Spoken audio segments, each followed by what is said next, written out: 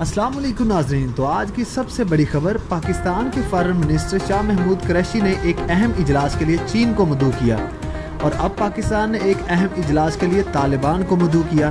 پاکستان دونوں ہمسایہ ممالک کی حکومت سے ایک اہم معاملے پر تبادلہ خیال کر رہا ہے۔ پاکستان نے طالبان کو مدعو کیا کیونکہ پاکستان کو معلوم ہے کہ افغانستان کے اقتدار میں کون ہے۔ سی پیک کے منصوبے میں زیر تعمیر 290 kilometre Nokkundi Mashkhel Panjgur road project, Taftan road N40 Gwadar motorway M8 اور N85 بلوچستان کے ساتھ منسلک ہے۔ نوکنڈی مشکل پنجگوڑ روڈ کی تعمیر پر ایک اندازے کے مطابق 20 ارب روپے لاگت آئے گی اور 290 کلومیٹر کے فاصلے پر یہ پھیلا ہوا ہے۔ اس سے موجودہ راستہ 222 کلومیٹر تک مختصر ہو جائے گا اور سفر کی تقریباً 10 گھنٹے کی بچت ہوگی۔ برطانیہ اپنی تاریخ میں پہلی بار 2000 ارب ڈالرز کا مقروض۔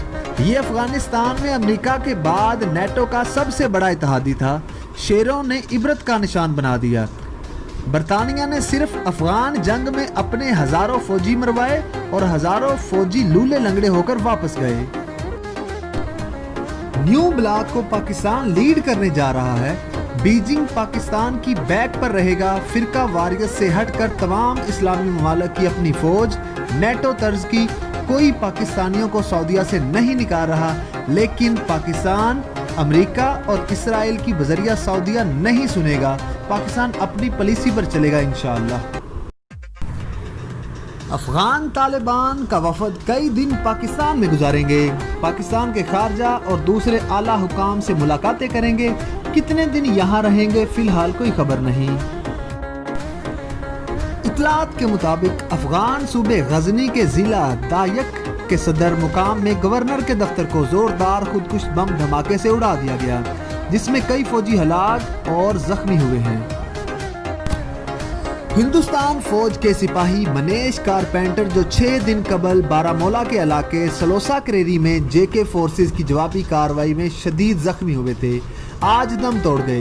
انہوں نے سن 2016 میں فوج میں شمولیت اختیار کی تھی۔ Well done Jammu Kashmir forces. Philippines کے شہر جولو میں 2 دھماکے ہوئے، جس کی وجہ سے کم از کم 9 افراد ہلاک ہو گئے ہیں اور 17 زخمی ہوئے ہیں۔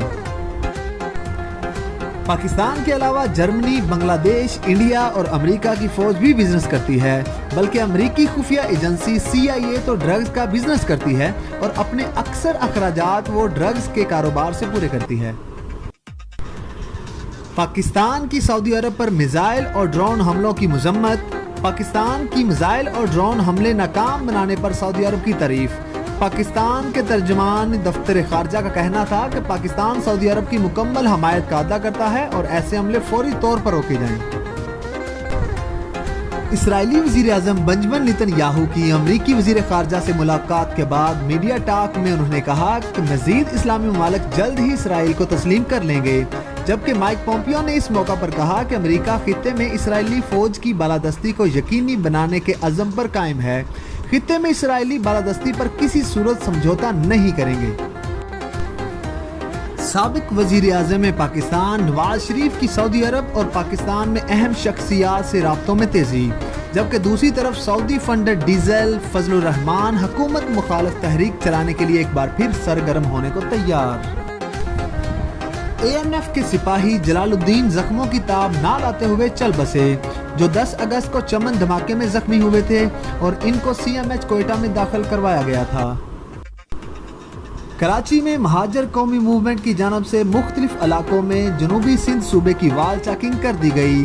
چاکنگ میں GA آفاق احمد اور GA مہاجر کے نعرے بھی درج۔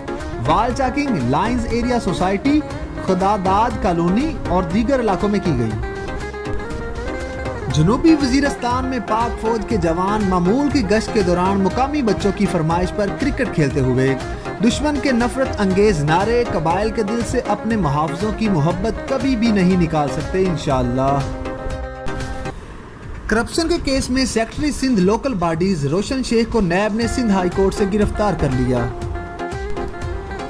عمران خان حکومت نے بلوچستان کو سوئی گیس آمدن میں سے 40% حصہ دینے پر رضامندی کا اظہار کر دیا۔ یہ معاہدہ پچھلے 5 سال سے تعطیل کا شکار تھا۔ تو جی ناظرین، ہمارے چینل کو سبسکرائب کرنا نہ بھولیں۔ رہے گا نام اللہ کا۔ اللہ حافظ۔